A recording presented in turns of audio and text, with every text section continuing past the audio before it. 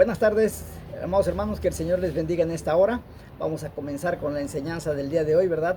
Recordando que estamos hablando de del segmento de los eslabones escondidos de la Biblia, en el cual tenemos como tema principal el libro de la reina Esther.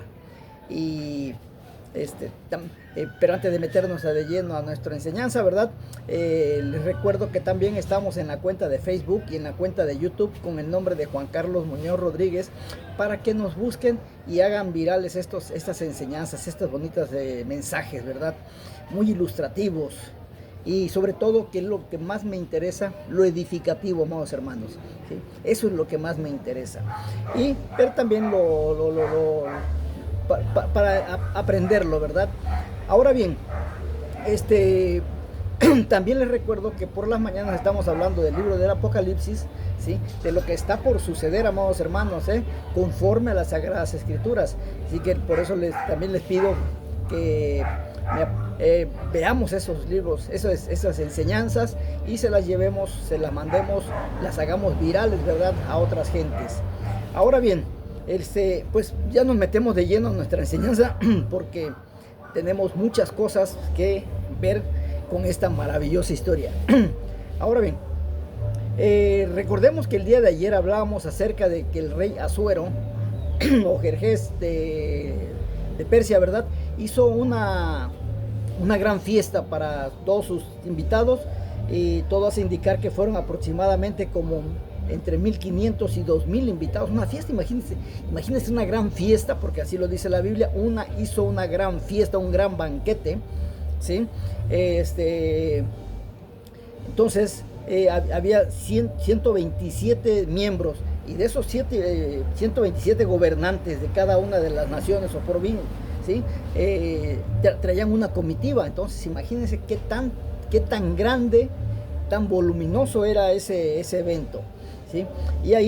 Pero ahí en ese evento se iba a derramar la divina providencia de Dios. Así que él estaba también Dios ahí en ese evento, ¿sí? Para demostrar que todas las cosas están siempre bajo su poder, ¿verdad?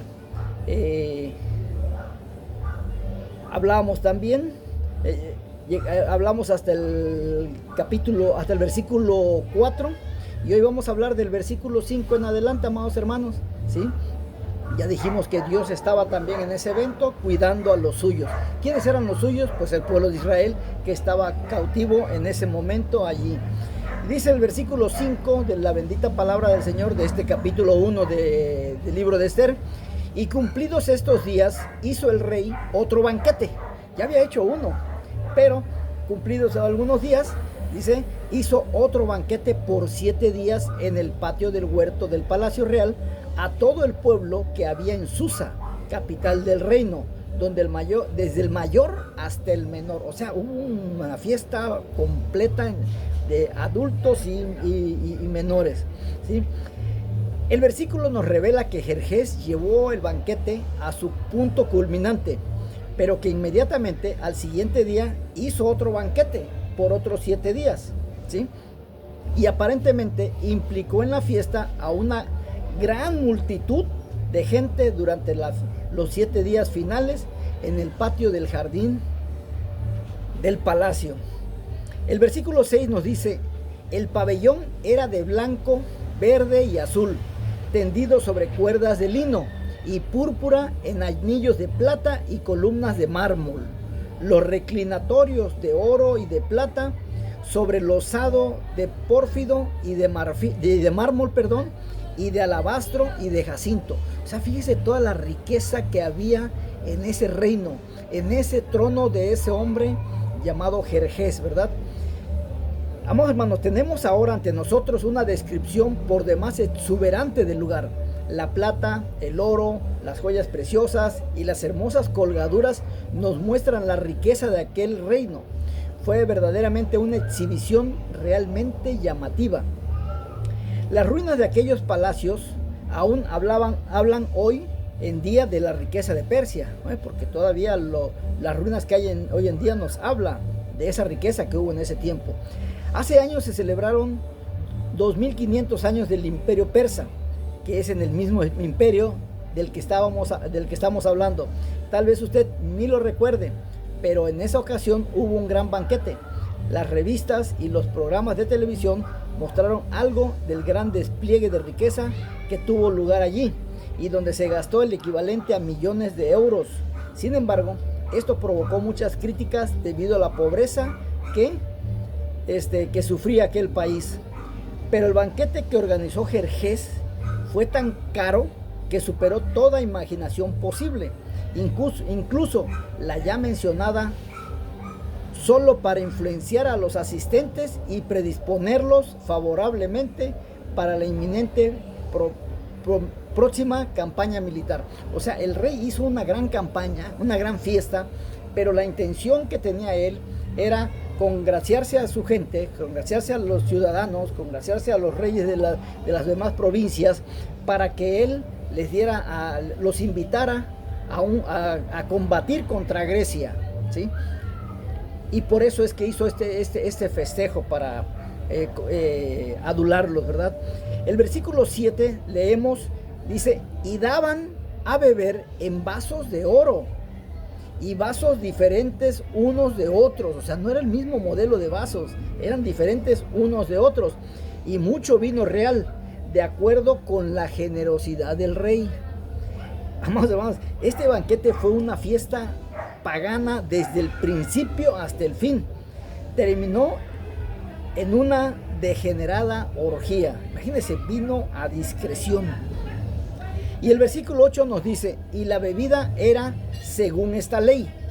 Ojo, que nadie fuese obligado a beber, porque así lo había mandado el rey a todos los mayordomos de su casa, que se hiciese según la voluntad de cada uno. Incluso estos otros reyes orientales, que ejercían un poder absoluto, nunca obligaban a nadie a beber, aunque ellos mismos bebían sin ningún control, como era el caso del rey Jerjes, como veremos más tarde. O sea, hacían su fiesta y daban vino a discreción, pero también respetaban a aquel que no quisiera beber. El que no quisiera beber vino, que no bebiera, no se le obligaba, ¿sí? Ahora bien, pero ahora vamos a un tema interesante, que ya empieza aquí lo bueno, lo sabroso. El banquete de la reina Vasti. Y en el versículo 9 se nos dice lo siguiente: asimismo, la reina Vasti hizo banquete para las mujeres en la casa real del rey Asuero. O sea, por un lado estaba el rey con su gente, y por otro lado Vasti, la reina, la esposa del rey Jerjes, hizo otra fiesta para cierto grupo de mujeres, ¿sí? Ahora la reina Vasti había hecho un banquete aparte para las mujeres, y ante este hecho usted puede apreciar claramente que los hombres y las mujeres no tenían banquetes juntos en esos días, porque hubiera sido un incumplimiento de las costumbres sociales el que hombres y mujeres asistieran juntos a la misma fiesta, y por ello las mujeres eran mantenidas en salas separadas. El banquete de los hombres era para tratar asuntos de importancia, y aparentemente ellos no quisieron mezclar el sexo con negocios de estado. Y así, mientras por un lado la fiesta organizada por Jerjes estaba tratando de vender el proyecto de una guerra, por otro lado la reina Vasti agasajaba a las mujeres en otro banquete, ¿sí? Estamos claros, ¿verdad? Qué maravillosa historia. Así que veamos lo que sucedió leyendo el versículo 10. El séptimo día, estando el corazón del rey alegre del vino, mandó a Mahumán, Bistá, Jarboná, Bigtá, Abactá, Setar y Carcas, 7 eunucos que servían al rey, que servían delante del rey Asuero. Mandó a sus eunucos. Esto quiere decir que él ya estaba completamente borracho, ya estaba ebrio. El rey se había excedido en la bebida. No olvidemos que en estos banquetes uno no tenía que beber si no quería, o podía beber todo lo que quisiera. Y ante este acto, aparentemente, este rey no era una de esas personas abstemias, es decir, que no participaba en las bebidas alcohólicas, y por tanto se emborrachó en demasía. Así que en el séptimo día, el rey estaba completamente ebrio y eufórico, estaba alegre. Entonces aquí encontramos al rey Jerjes bajo la influencia de la bebida, haciendo algo que quizás no hubiera hecho si hubiera estado sobrio. les pidió a los jefes de los camareros que servían en su presencia que trajeran a la reina Vasti al banquete, rompiendo él mismo el protocolo de estado. Recordemos que los reyes, los hombres tenían su fiesta por un lado y las mujeres por otro, entonces no se mezclaban entre hombres y mujeres. Continuamos leyendo el versículo 11, donde pidió a los eunucos que trajesen a la reina Vasti a la presencia del rey con la corona regia para mostrar a los pueblos y a los príncipes su belleza, porque Vasti era una mujer sumamente hermosa. El rey ya había exhibido sus riquezas y el lujo que le rodeaba, y le había demostrado a sus invitados su capacidad para llevar a cabo la campaña que les había proyectado. Entonces, no obstante a todo esto, además, ya bajo la influencia del alcohol, hizo algo contrario a las reglas de corrección de aquellos tiempos, y fue intentar exhibir a Vasti, una mujer realmente hermosa, para que la vieran los hombres asistentes a aquel banquete. Si él no se hubiera encontrado extremadamente ebrio, nunca hubiera hecho esto, porque esta era una actitud inapropiada de un caballero, un comportamiento totalmente descortés e indecoroso, sobre todo tratándose de la figura de un rey. Quiso que todos contemplaran a Vasti como si fuera su tesoro, o más bien dicho, su trofeo más preciado, la joya más valiosa de su corona, pero lejos estaba de suponer que con esto solo iba a provocar un escándalo de fatales consecuencias dentro de la familia real y ante el mundo entero. Veamos lo que ocurrió leyendo el versículo 12. Mas la reina Vasti no quiso comparecer a la orden del rey enviada por medio de los eunucos, y el rey se enojó mucho y se encendió en ira. Consideremos que cuando el rey hubo enviado a sus ayudantes a buscar a la reina, se habrá levantado y dicho a los comensales, a lo mejor así, pues ya cuando estamos así con el alcohol, ¿verdad? Decir, tengo una gran sorpresa para ustedes. Quiero que vean y admiren a la reina en toda su belleza. Ella será traída ante ustedes con la corona real sobre su cabeza para que ustedes la admiren. Pero cuando la orden llegó hasta la reina, ella se negó a ir. Y a los pocos minutos, uno de los camareros susurró en el oído del rey diciéndole, mi señor rey, la reina no desea venir, no quiso venir.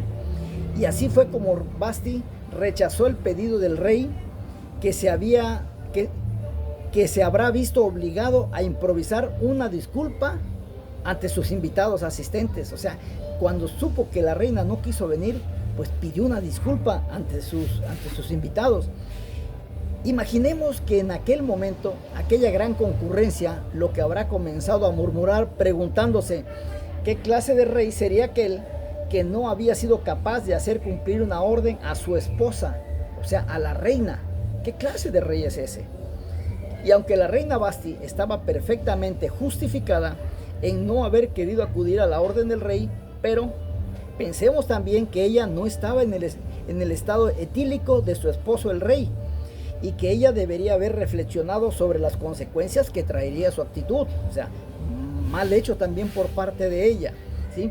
Tendría que haber imaginado que su negativa podría causar un escándalo trascendental a nivel gobiernos de toda la tierra que perjudicarían la posición de su marido, el rey.